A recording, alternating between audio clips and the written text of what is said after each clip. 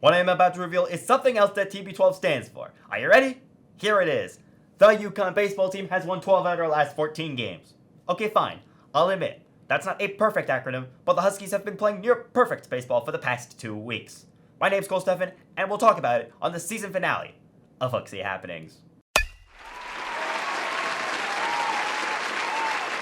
3-time MVP Mike Trout leads all of Major League Baseball with 10 homers. There are 10 thrilling Connecticut contests to recap since the last episode came out. We'll start with a game I covered against the St. John's Red Storm on April 12th. UConn struck first, but the Red Storm scored 4 times and knocked Gabe Van Emmen out of the game in the second. Ian Cook relieved Van Emmen with 1 away and pitched the rest of the contest with a career-high 14 strikeouts. Maddox Delana went yard 3 times as the Huskies snatched an 11-4 series opening victory. The following afternoon, both teams combined for 5 homers in the first 3 innings. The 6th from Jimmy Keenan put St. John's ahead in the 5th. Luke Broadhurst pulled Connecticut within 1 on an RBI single and scored the Huskies' last 3 runs, but the Red Storm scored 9 times in the final 4 innings. They went to bat. Johnnies won 15-7. In Sunday's series finale, St. John stayed ahead until the bottom of the 7th, when Paul Tamaro went yard for the first time. Tamaro had 3 RBIs before his go-ahead 3-run shot. He finished with 9. The graduate shortstop sent the fans home happy with a walk-off 3-run homer in the bottom of the 9th for a statement 11-8 victory. If that wasn't enough of a statement, how about a Tuesday midweek matchup against the Kansas State Wildcats, a team that barely missed the NCAA tournament last year? Garrico struck out 4 batters in 4 innings. UConn's pitching staff combined to walk just 3 batters and not allow a runner past second base.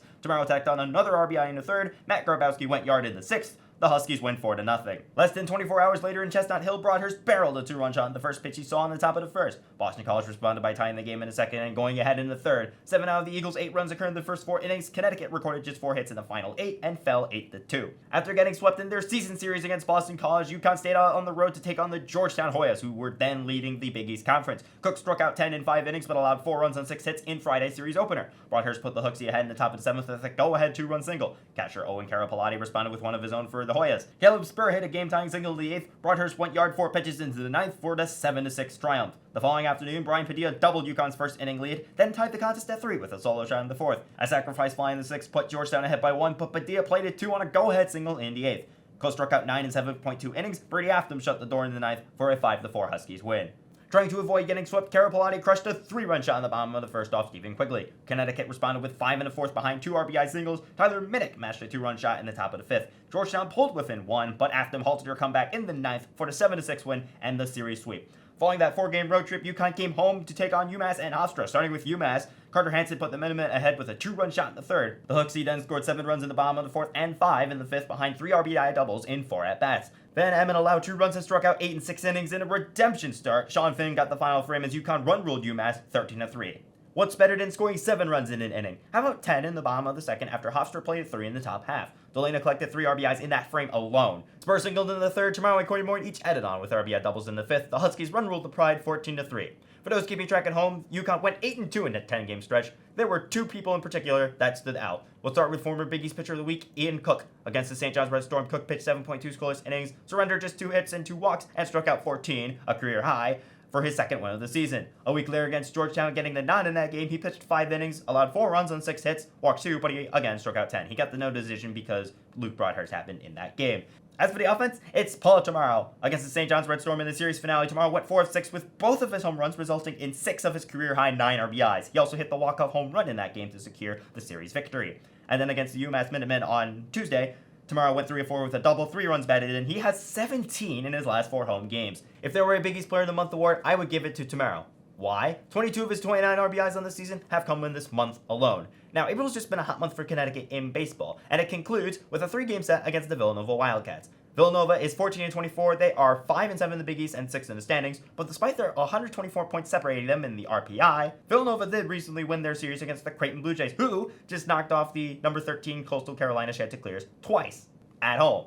And that's just not the only series Villanova's won this season. They started 0-6 in Big East play, but before taking on Creighton, they swept Seton Hall. Now, I should note that Villanova is coming off an 18-10 road loss against the Bucknell Bison on Tuesday. Both teams scored in 7 different innings in that one.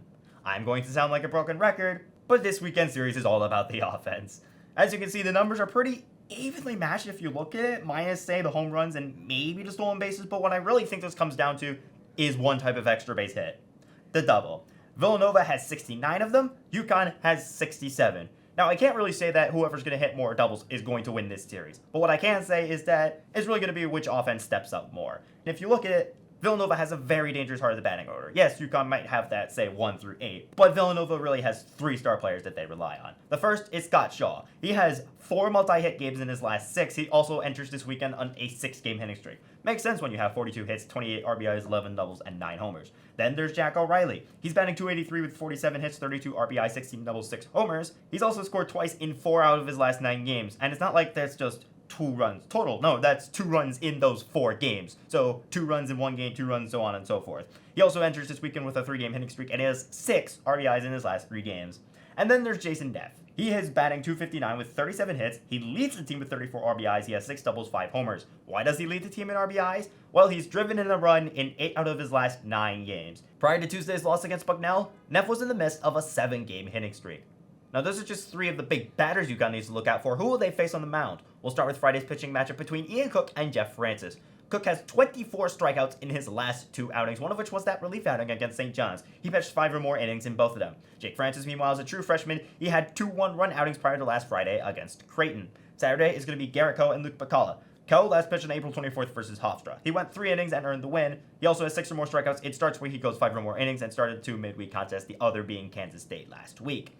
McCullough, meanwhile, pitched 6 or more innings in each of his last 2 starts and 5 or more in 4 out of his last 5.